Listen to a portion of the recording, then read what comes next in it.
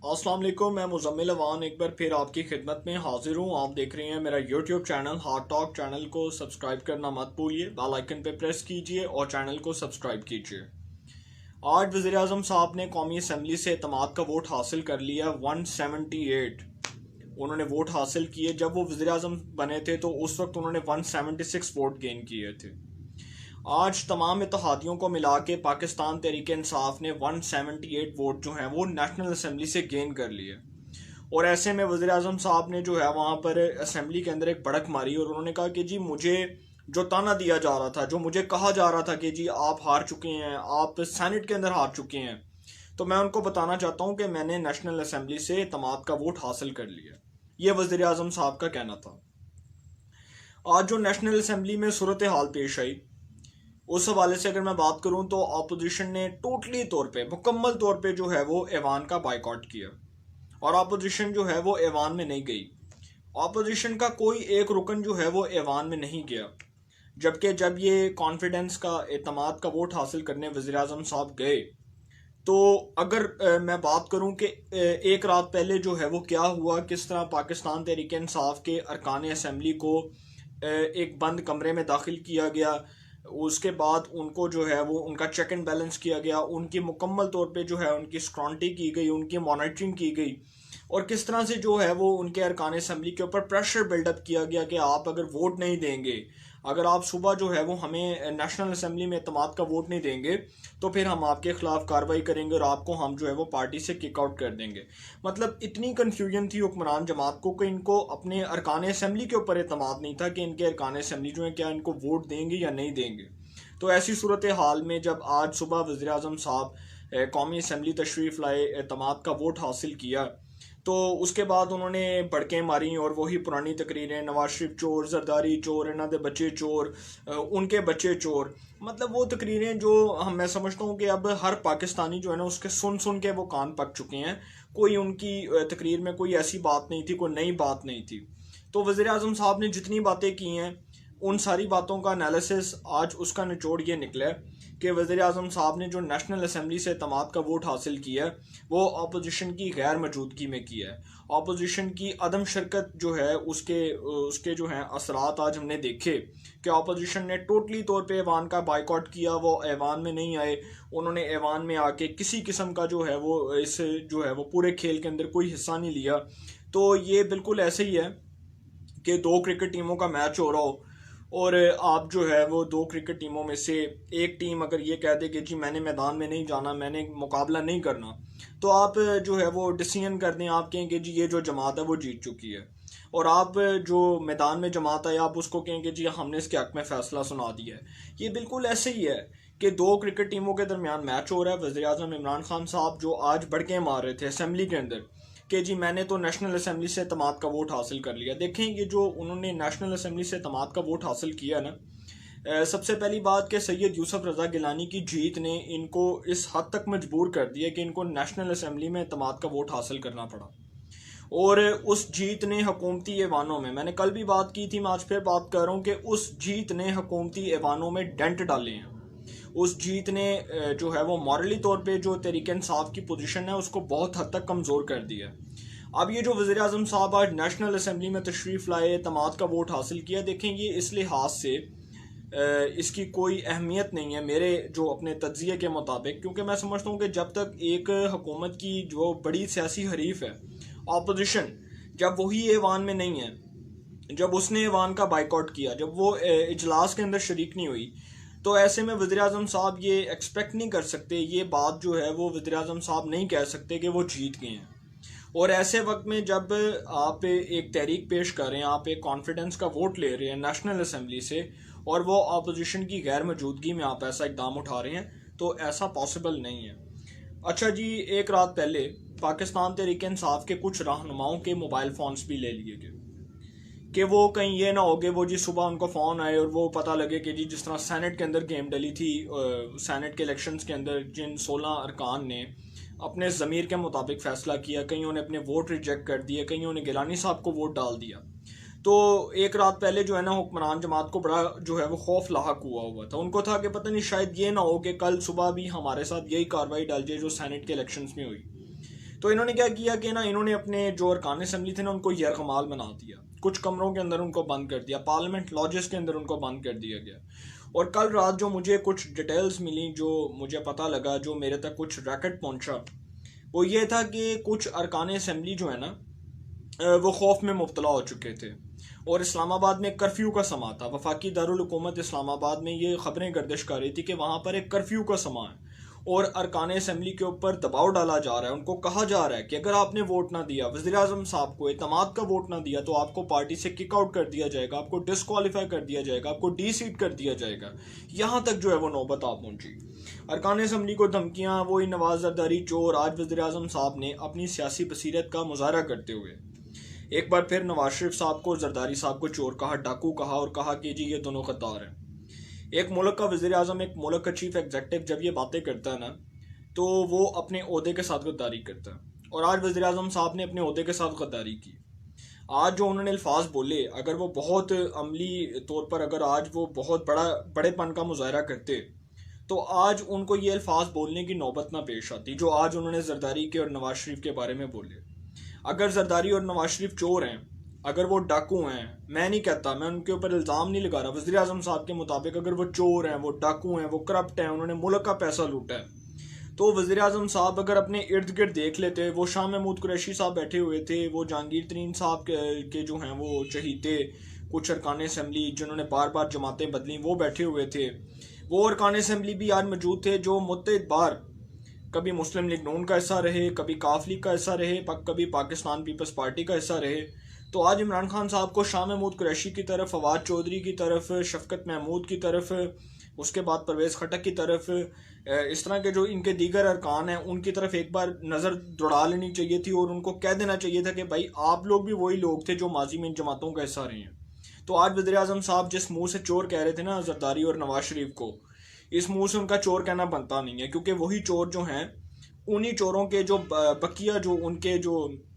आप कह सकते हैं कि उनके जो सहूलतकार हैं, जो मुख्तलिफ सियासी जमातों का हिस्सा रहे, आज उन्हीं चोरों के सहूलतकारों को वज़ीर आज़म साहब ने अपने इर्द गिर्द बिठाया हुआ था। तो वो पता नहीं किस मुंह से उनको चोर कह रहे थे।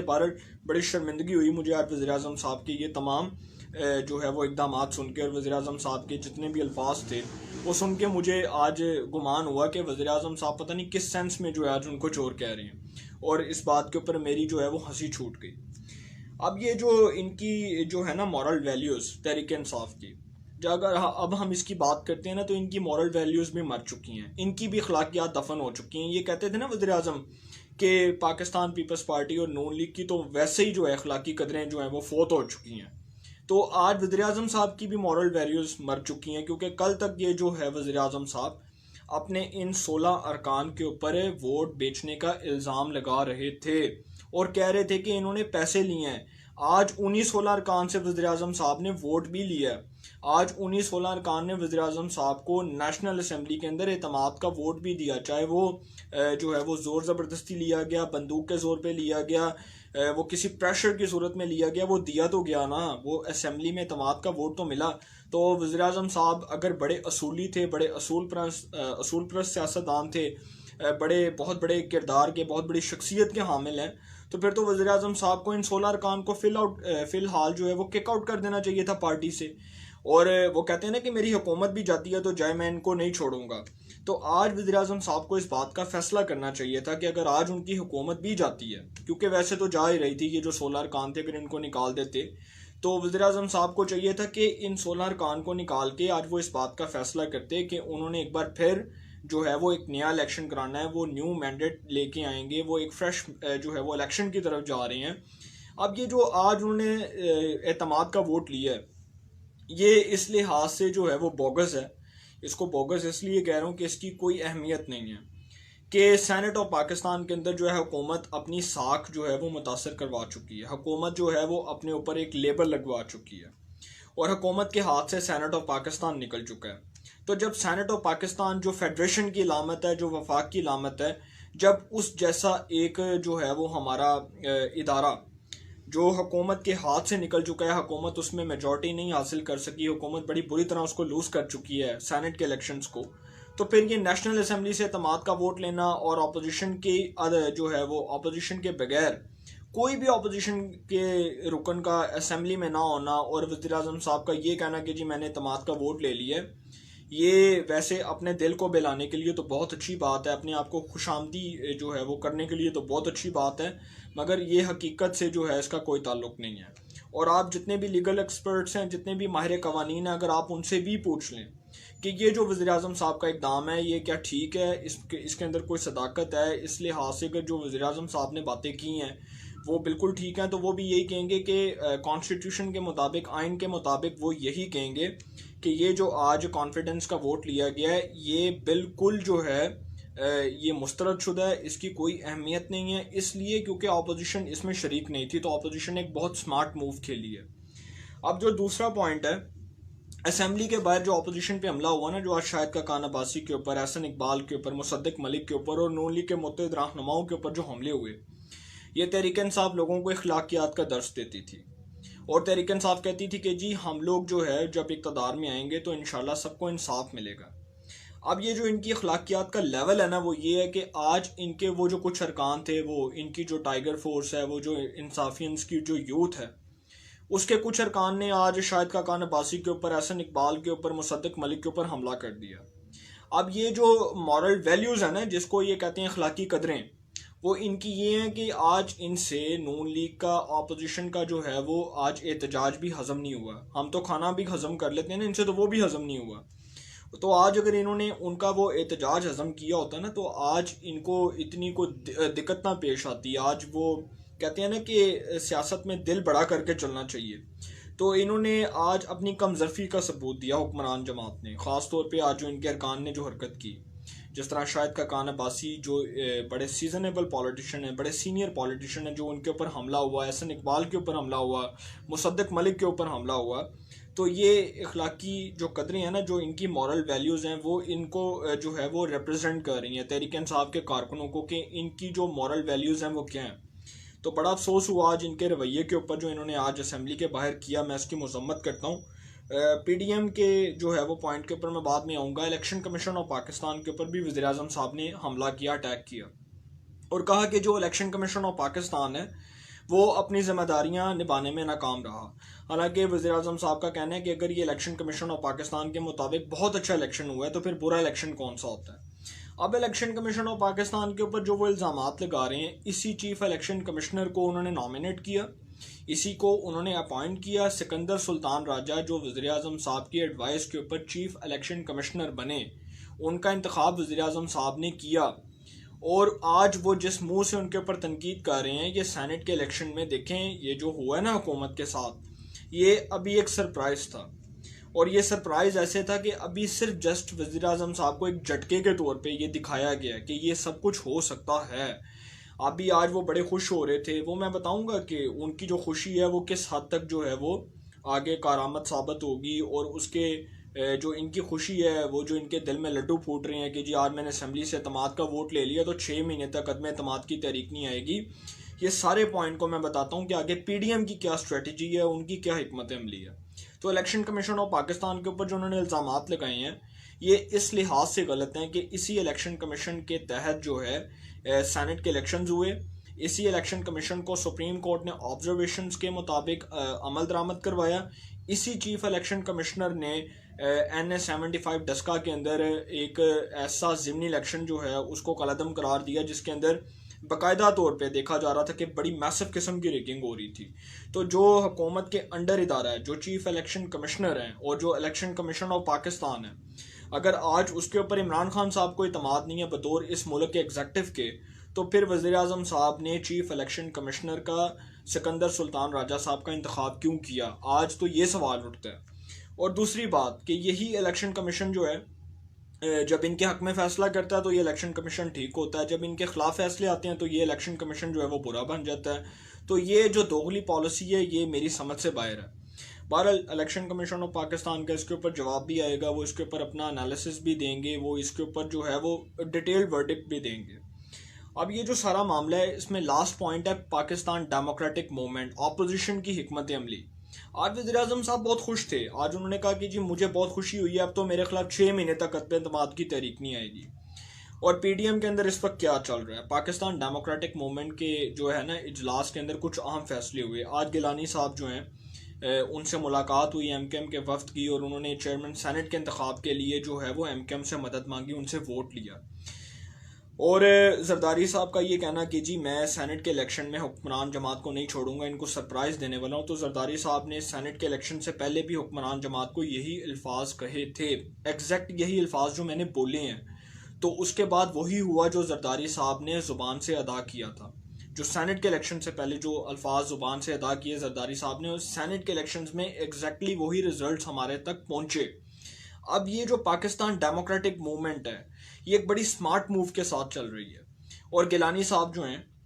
वो बड़े कॉन्फिडेंट हैं कि वो चेयरमैन सेनेट भी बन जाएंगे, और उसके बाद जो कायदे अवान का और डिप्टी चेयरमैन सेनेट का जो इंतखाब है वो भी अपोजिशन के हक में ही आएगी। वो भी तमाम जितनी भी नशस्तें हैं वो अपोजिशन के हक में आएंगी। तो ये जो सारा मामला है, अब पाकिस्तान डेमोक्रेटिक मूवमेंट ने एक बात जो है उसके ऊपर फैसला करने की कोशिश की है, और हो सकता है कि इसके ऊपर बहुत जल्द कंसेंसस भी हो जाए। जो मेरे तक इतलात हैं, जो मुसद्दका इतलात हैं, वो ये हैं कि Pakistan democratic movement opposition Punjab assembly के अंदर एक अदम एतमाद की तहरीक ला रही है, और अगर वो अदम एतमाद की तहरीक आ जाती है तो वो ख्वाजा दाऊद सुलेमानी, गजनफर अब्बास छीना, खुरम लगारी, इस तरह के जो दीगर इनके नाराज़ रहनुमा हैं वो उस अदम एतमाद की तहरीक में हुकूमत के ख़िलाफ़ ही वोट देंगे। तो वो जो अदम एतमाद की तहरीक है अगर तो वो कामयाब हो जाती है तो वो पंजाब जो है उसका दड़न तख्ता हो जाएगा। तहरीक इंसाफ पंजाब में एक जो है वो मुस्तरद शुदा पार्टी बन जाएगी अगर तो पंजाब में अदम एतमाद की तहरीक कामयाब हो जाती है, जिसके बहुत ज़्यादा चांसेस नज़र आ रहे हैं। क्योंकि पंजाब के अंदर जो है इस वक्त जो मेजर जो फ़र्क है वो मेरे ख्याल में 15 से 20 नशस्तों का फ़र्क है, और यही गालबन कौमी असम्बली में भी इतनी नशस्तों का फ़र्क था जब गिलानी साहब के हवाले से कुछ प्रेडिक्शंस की जा रही थी कि वो कितने वोट गेन करेंगे। तो ये जो गेम डालने वाले हैं ना, ये सियासत में बड़ी बड़ी गेमें डालते हैं, और सियासत में भाई भाई का सका नहीं होता, दोस्त दोस्त का सका नहीं होता, सहाफ़ी सहाफ़ी का सका नहीं होता। तो सियासत जो है ना, सियासत सियासत का नाम है। तो ये जो पंजाब के अंदर अब जो सियासत चलेगी, उस्मान बुज़दार साहब का जो इक़्तिदार है वो मुझे ख़तरे में नज़र आ रहा है। अगर तो पंजाब के अंदर अदम एतमाद की तहरीक बहुत जल्दी आ जाती है, जिसके ऊपर अपोजिशन ने हिकमत अमली और इसके ऊपर सोच विचार शुरू कर दी है, तो फिर उस्मान बुज़दार साहब जो हैं वो टाई टाई फिश फिश हो जाएंगे। फिर उस्मान बुज़दार साहब को रुखसत होना पड़ेगा, और सिर्फ उनको नहीं बल्कि उनकी जो पूरी पंजाब असम्बली के अंदर जो उनकी अक्सरियत है वो टूट जाएगी। पूरी पंजाब असम्बली जो है वो तहलील हो जाएगी, जिसके असरात वफाक के ऊपर भी जो है वो रौनमा होंगे, जिसके असरात वफाक के ऊपर भी मुरतब होंगे। तो ऐसी सूरत हाल में दूसरी बात कि अपोजिशन ने एक और जो है वो प्लानिंग के साथ एक और जो है एक नुक्ते के ऊपर अमल दरामद शुरू कर दिया, और वो ये कि इमरान खान साहब इमरान खान साहब के मुताबिक अगर वो कहते हैं कि मैं नेशनल असम्बली से एतमाद का वोट हासिल करने में कामयाब हो गया हूँ, तो अपोजिशन ने एक बहुत बड़ी सियासी चाल चलने की कोशिश की है। वो ये कि अब वो असम्बलियों से रिज़ाइन कर देंगे,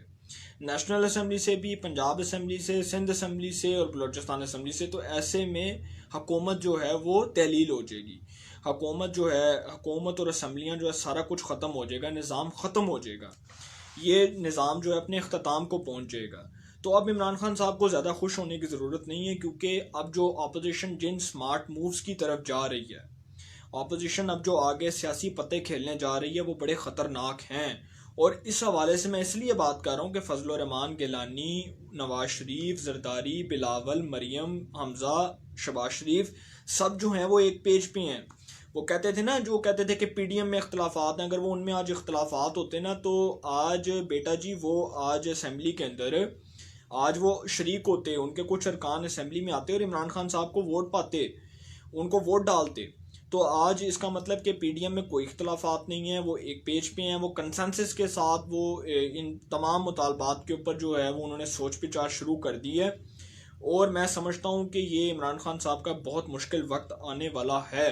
क्योंकि इमरान खान साहब के लिए आगे मुश्किलात खड़ी हैं। इमरान खान साहब का आगे इक़्तिदार जो है वो मुश्किलात के अंदर जो है वो धकेला जाएगा। अगर इमरान खान साहब ने इन पॉइंट्स को बहुत लाइट लिया और समझा कि जी 6 महीने तक तो कुछ नहीं होगा, अभी उन्होंने मार्च के में लॉन्ग मार्च भी करना है, उन्होंने आगे असम्बलियों से इस्तीफ़े भी देने हैं, तो लॉन्ग मार्च के अलावा जो एक बहुत बड़ा सियासी कार्ड है वो असम्बलियों से इस्तीफ़े देने का है। तो अगर अपोजिशन की जो है वो तमाम जितनी भी नशस्तें हैं कौमी असम्बली में और सूबाई असम्बलियों में, अगर उन तमाम नशस्तों से इस्तीफ़े आ जाते हैं तो फिर इस हुकूमत के पल्ले भी कुछ नहीं रहेगा, फिर इस निज़ाम के पल्ले भी कुछ नहीं रहेगा, फिर हुकूमत भी ख़त्म हो जाएगी, फिर पूरा निज़ाम दरम बरम हो जाएगा। तो मैं इंशाल्लाह फिर जो है नेक्स्ट व्लॉग में कुछ अहम मामलात को डिस्कस करूँगा। यहाँ तक मुझे इजाज़त दीजिए, इंशाल्लाह फिर मुलाकात होगी। अल्लाह ताला आप सबको खुश रखे, मुल्क पाकिस्तान पे अपना ख़ास करम फरमाए।